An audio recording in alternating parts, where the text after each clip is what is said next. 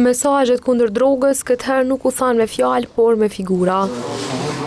Në shkollën Çesk Zadeja në Ferizaj, nxënësit përdoren artin për të treguar pasojat që lën substancat narkotike tek të rinjt.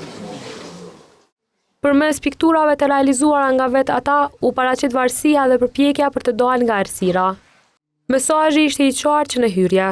Me dëshirën e tyre i kanë marrë këto fotografi, domethënë për me kuptuar se cilat janë pasojat e përdorimit të narkotikëve.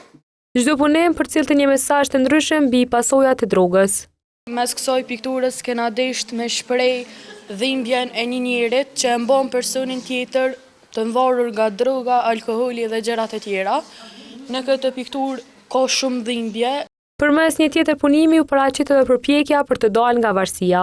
Kjo është një përdorës i drogave edhe është të përpiq më ik prej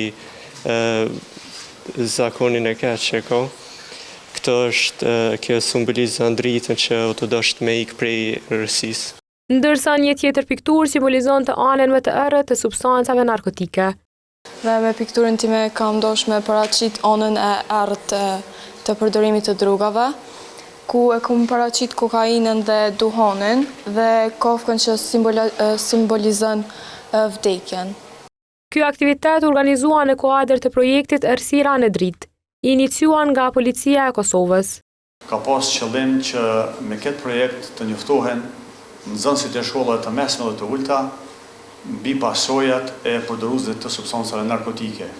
Dhe me këtë projekt iniciuar nga policia dhe realizuar nga Policia Sektoriale e Stacionit Policor të Ferizaj, ne mendojmë që kena pas një efekt pozitiv. Nga drejtoria e shkollës, kjo formë e vëdësimit po vlerësohet si mënyra më e afërt për të përcjellë mesazhe tek të rinjt. Në fund të aktivitetit u ndan edhe çmime për punimet më të mira. Tuana Dashi mori vendin e parë me një mirënjohje nga Policia e Kosovës.